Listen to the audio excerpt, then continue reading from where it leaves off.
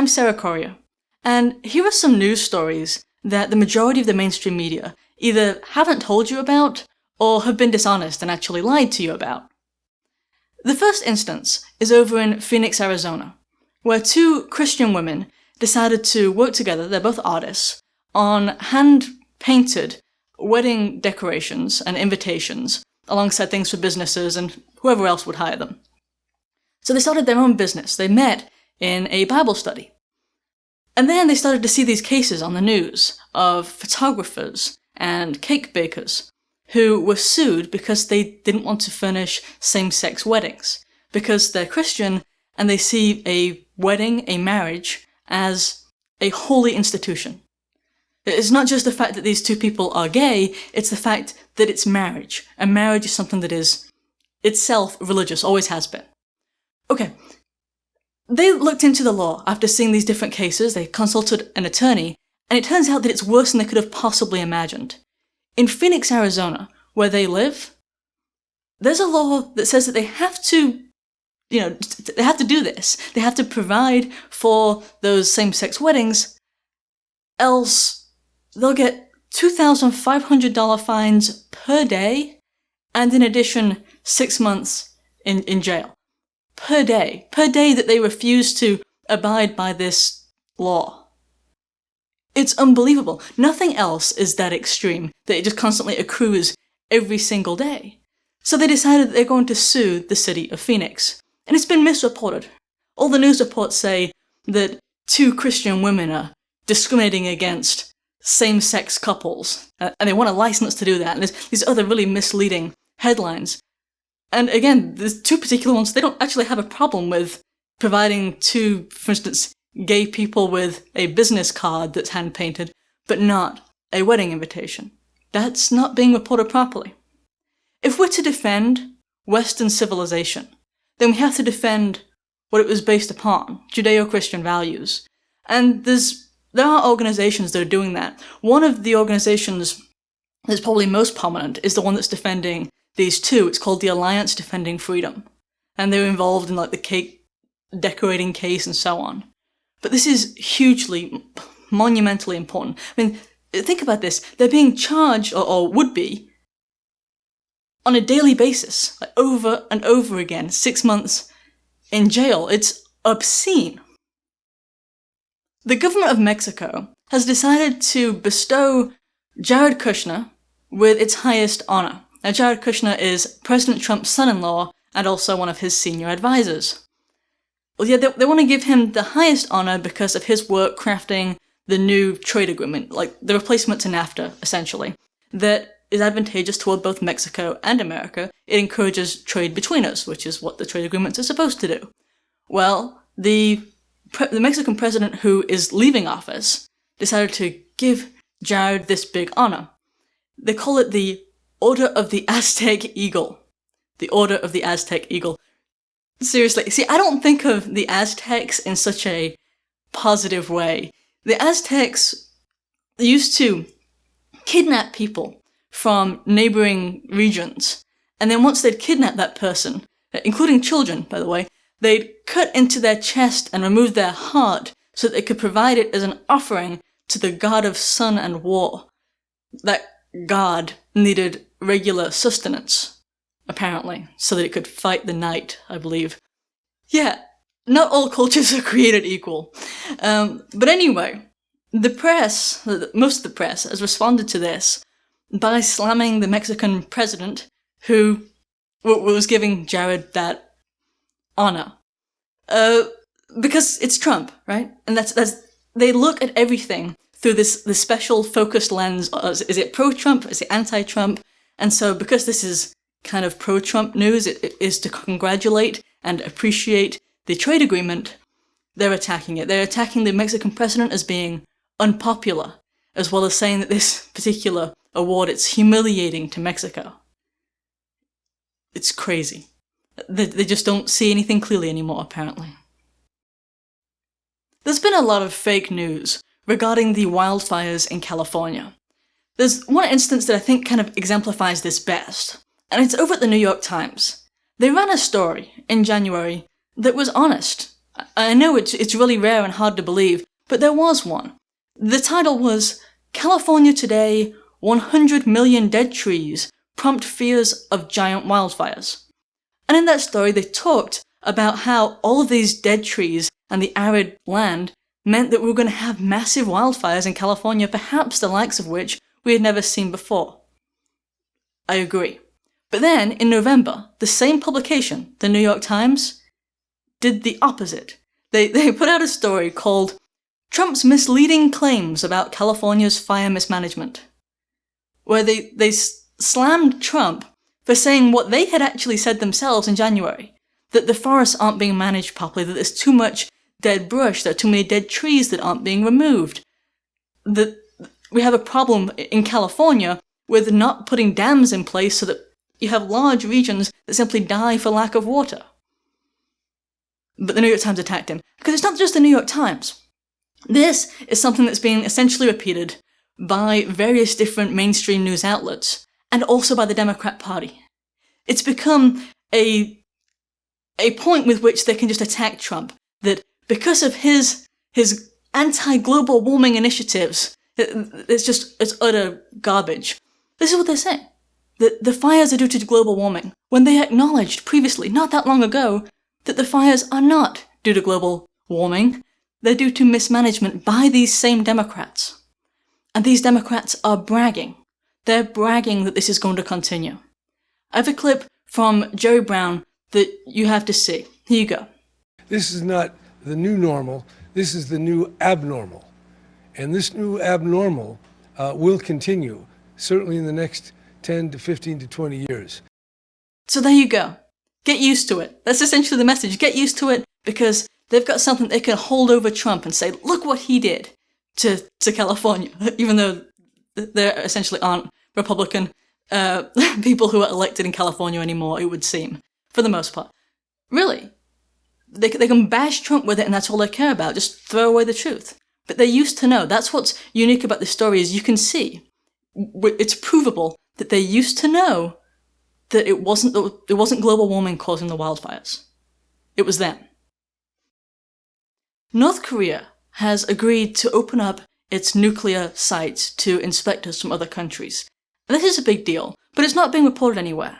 The only thing that is reported anywhere when it comes to North Korea is when some pundit somewhere reports a rumor that North Korea is not cooperating, that maybe they're secretly building missiles somewhere.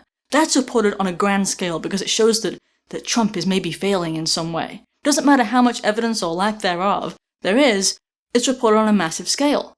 But this really wasn't. I only saw it on like one news source, kind of buried. But they don't want to report this. It goes against their narrative. I don't know if you realize this, but Trump might have actually averted World War III, because war with North Korea, remember, they gave several preemptive strike warnings to Obama when he was in power. We're just going to strike you, and Obama did nothing.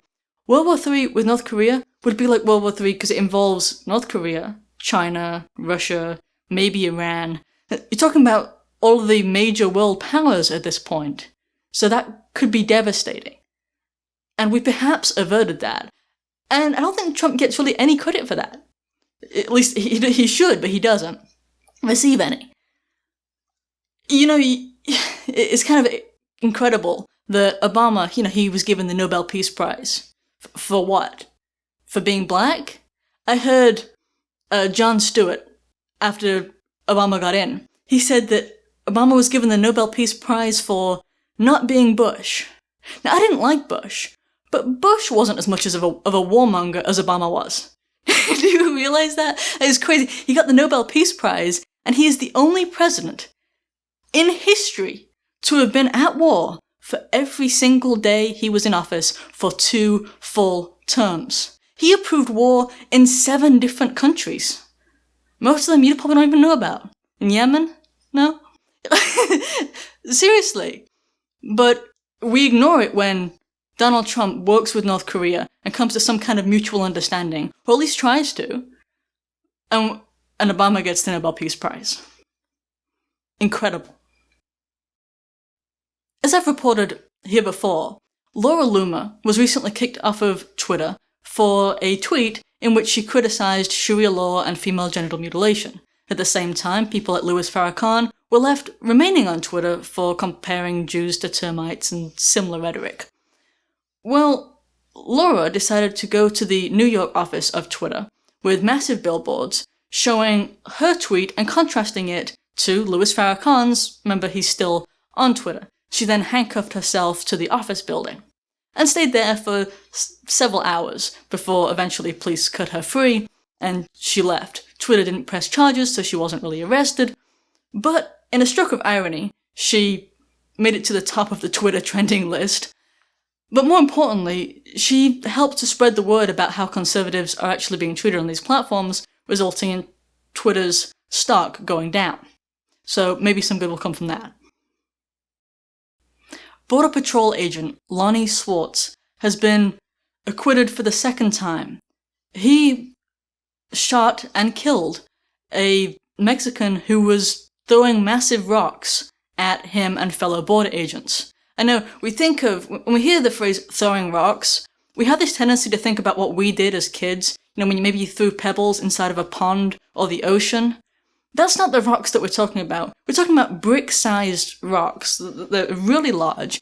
You get one of those things in the face or in the head, there's a good chance you're going to either die or need reconstructive surgery. We're not talking pebbles here. But anyway, this 16-year-old was throwing these massive rocks at the Border Patrol agents, and Lonnie Swartz returned fire. They charged him, and the jury the first time refused to convict him because they charged him with murder. And the jury said no, he's not guilty of murder. And so then, they decided to charge him with manslaughter, with involuntary manslaughter, because they thought that maybe the jury would convict him then. So he's been this guy who had to defend himself, his life. I can only imagine what that would be like, and I had to shoot somebody. It's incredible. He has now been acquitted for the second time, because the jury understands that he had a right and a responsibility to defend himself and his friends, his colleagues. But this has been reported like he's evil. Like, this evil guy who shot this child, this innocent child on the other side of the fence. That's how it's been reported. It's outrageous. He defended himself from, at 16, you're fully aware of what you're doing. There's no way he thought, I just don't know what this brick is going to do. Come on. It's unreal.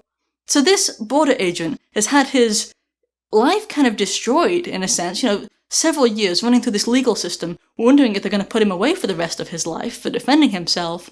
He's finally been acquitted. And rightly so. There are massive protests over in France by, we're calling them the Yellow Vest protests. They're on their third week now, and all the protesters are wearing these bright yellow vests. They're protesting a gas tax and also a high cost of living. See, this gas tax was imposed to prevent global warming by incentivizing fuel efficiency, really. So what it's done is it's made it really hard for people to travel, to get to work, to pick up their kids from school, to do whatever it is they need to do just to live, for basic life. It's kind of like, France is in many ways kind of like California. They have a rule for everything, a law for everything, constant regulation. Well, while they've been protesting, President Macron, their president, was at the G20 summit in Argentina, talking about global warming 7,000 miles away. He said he's not going to cave to this pressure. That pressure is the fact that his citizens are unable to live with the high cost of living. But of course, these high taxes, I don't buy it. I don't buy that the sole reason for this is to help with global warming. I don't think that's it. I mean, that's kind of sick, but I don't think it is. I think that the reason they're raising these taxes even further is because their social welfare programs can sustain the pressure of mass immigration. They're bringing all these people in from the third world, and they don't work. So you've got people that don't work, and you've got this expansive social welfare state, the safety net, as it's often called, is going to collapse. The healthcare system will collapse. The educational system will collapse. Just welfare itself will collapse. And of course it will, but they don't want to tell the people that. They don't want to tell the people, well, we're going to raise your taxes past your ability to pay because we need to bring more migrants in and you're going to pay for them. Because that results in, protests by itself. Turns out that between 70 to 80%, depending on which source you use, of the French surveyed sympathise with the yellow vests. So you've got a massive public support of what are actually pretty violent protests in a lot of cases. You can see lots of fire, lots of tear gas and so on. So, yeah, France is blowing up, but it's not going to get much better because they're still bringing in endless boatloads of migrants who don't work. And I would call them illegal immigrants, but they're not illegal because their president, their government is encouraging it and making them legal, which is why they can use and scrounge off of the welfare state that they never paid into. I know it sounds almost familiar, doesn't it?